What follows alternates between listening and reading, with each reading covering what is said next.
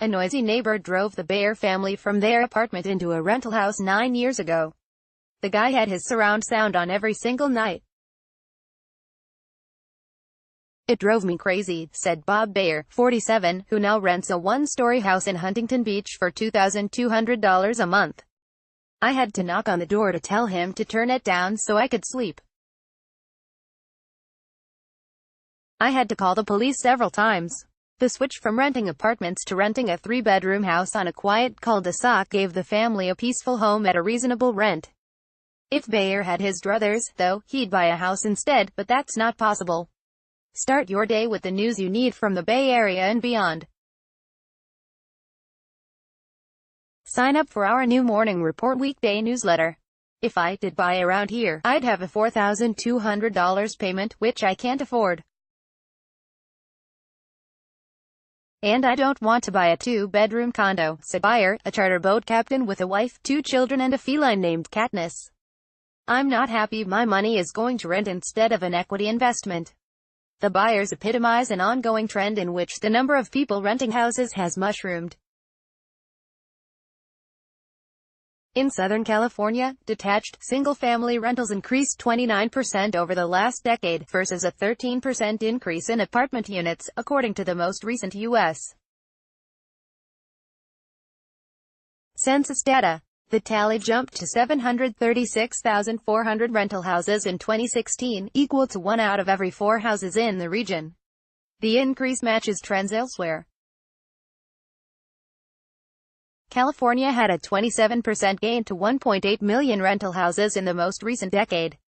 Across the nation, detached, single-family rentals jumped 30% to 12.5 million in 2016. Renters are moving into houses for space, for schools or for privacy, a recent survey by UC Berkeley's Turner Center for Housing Innovation found. Landlords, on the other hand, range from small investors to gigantic hedge funds, but also include retirees hanging on to their old houses because they're in high demand. The single-family rental industry is one of the hottest and quickest-growing parts of the housing industry in the last couple years, said Diane Toom, executive director of the National Rental Home Council, a group representing large, institutional single-family home landlords. The change could be contributing to a nationwide shortage of homes for sale. It also has numerous implications for family wealth and for policymakers, since there now are 7 million more renters in America than a decade ago, and nearly 414,000 more in Southern California. The Turner Center study found that while 80% of single-family tenants want to buy a home in the next 5 years, more than 90% have financial obstacles to buying. The Turner Center advocates policies such as the adoption of federal renter tax credit as well as expanded access to home ownership through credit repair counseling and alternative pathways like lease purchase options or equity sharing, where an investor shares the costs and benefits of ownership with a buyer. Owning a home is the primary mechanism for building wealth and economic mobility, said Carolina Reed, co-author of the Turner study. Without wealth, how do you pay for your kids' college education or create a better life for your heirs, she asks. It certainly is contributing to a significant loss of wealth to these individuals and communities, Reed said of the rental house increase. That's deeply troubling. Leasing, the American dream. The Inland Empire, which was ground zero for the foreclosure crisis, had the biggest gain in rental houses. Detached, single-family rentals increased 50% in San Bernardino County and 45% in Riverside County, census figures show.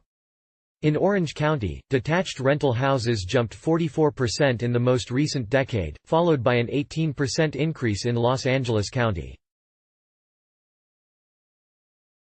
The reasons behind this trend are varied, experts said, but the aftermath of the foreclosure crisis is a key component. Millions of homeowners became renters, leaving more than 8 million U.S. homes available for investors to snatch up. The Turner Center study found nearly 27% of single-family renters who had been homeowners had lost a home to foreclosure. For more Bay Area housing affordability, home sales and other real estate news, follow us on Flipboard. Other factors include student and consumer debt, difficulties in qualifying for a mortgage, or not being able to save for a down payment. The rise of the millennial also is a contributing factor. As families grow, they outgrow apartments, and they outgrow shared walls, and they might want to go to where schools are better, said Gary Beasley, chief executive and co-founder of Roofstock, a company that helps investors buy rental houses. Whether you rent or own, it doesn't matter. The stigma of renting has gone away. Renting also gives tenants freedom from maintenance hassles or the independence to follow a job to a new community. Baby boomers increasingly are hanging on to their houses as they move into retirement communities, using the rent to help pay their bills, said Irma Vargas, chief financial officer for RST. And there's no shortage of tenants. There's a lack of rentals, Vargas said, but if people can afford it, they'd rather rent a home over an apartment. Obviously, they're more expensive. People strive to have the American dream, which is a house, added Mark Wolf, founder and CEO of AHV Communities, an Irvine-based builder of single-family rentals in Texas. And one of the ways to find it is through leasing. The landlord John Peterkovich intended to sell the San Pedro house he grew up in when his mother died in 2013. But grief, uncertainty and an inability to part with the hillside home overlooking Los Angeles Harbor and the Vincent Thomas Bridge made it impossible for him to sell.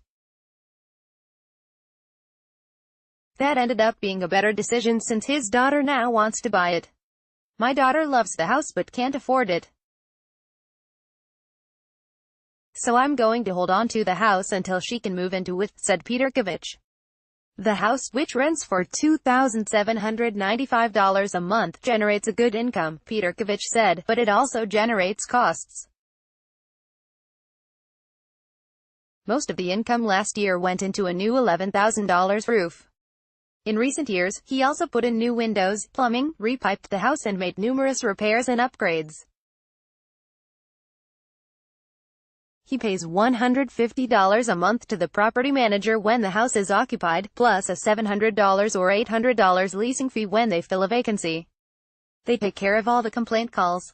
They collect the rent, take care of the day-to-day things, Peterkovich said. With a property management firm taking care of everything, it's a lot off your mind.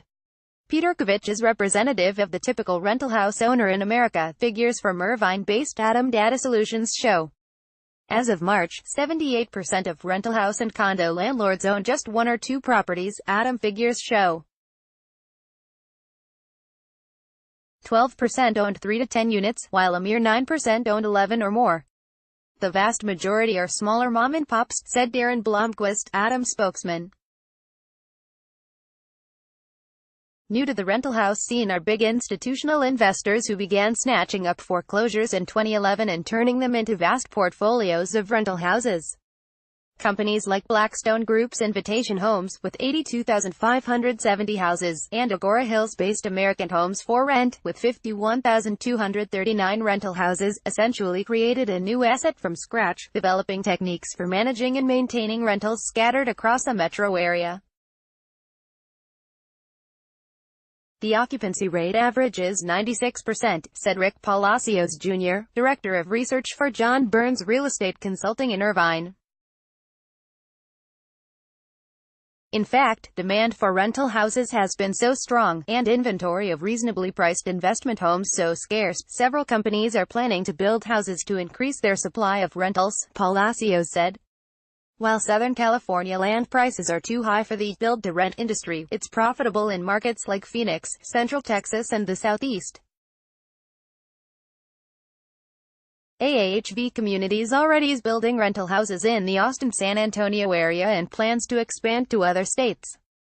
There's so much demand for this product that they are able to make it pencil in markets that aren't way out in the boonies, Palacios said. Cash flow positive. Then there are landlords like Will Jarvis, a Santa Monica renter who became a landlord in April, buying a rental house in Atlanta via Roofstock. Jarvis, 29, project manager for a construction company, initially planned to buy a house for himself, his fiancée and his pet beagle mix, Frank, after getting a small inheritance. But house prices are ridiculous and are getting more ridiculous by the day, he said. I decided to buy a rental property out of state because your money goes further there. He spent 9 months researching markets before deciding to invest in Atlanta. With a $20,000 down payment, he bought a vacant $100,000 house in an Atlanta suburb that normally rents for $1,050 a month, more than enough to cover his $650 monthly house payment. Under a roof stock rent guarantee, the company will cover 90% of the rent for up to a year or until he finds a tenant. It's going to be cash flow positive right away, Jarvis said. Like Jarvis, Mark and Jamie Delgado are renting a house to free up their money to invest elsewhere. When he was single, Delgado rented duplexes by the beach with friends. Now that he's married with 2 young children, the 41-year-old management consultant and his wife pay $3,000 a month to rent a 1-story house in Costa Mesa. We like neighborhood living, Delgado said. With a family, you value space and privacy. The Delgados plan to buy their own house within the next year or two, but renting a house allows them to test the waters and learn more about the neighborhood before putting down roots. We're going to try until we buy, he said. El Segundo renter April Bucknell said she and her husband have no hope of buying, however. The family of 5 moved 2 years ago to a 1,000-square-foot house they rent for $3,225 a month after selling their house in Michigan for $230,000. That's not enough to put a down payment on a house here, Bucknell said. We'd have to have an $800,000 mortgage. My husband is paid well, but not that well. As renters, the Bucknells have no sense of security since they're not building equity, and a landlord can displace them anytime by issuing a 60-day notice should he or she decided to sell or move back in. I feel like I've gone back to being an undergrad, said Bucknell, 43. I've owned a home since I was 27. Now, I'm not in control of my property. All walls are white, and they have to stay white. There's no storage, and we can't add storage. We were homeowners. Now we're back to renting.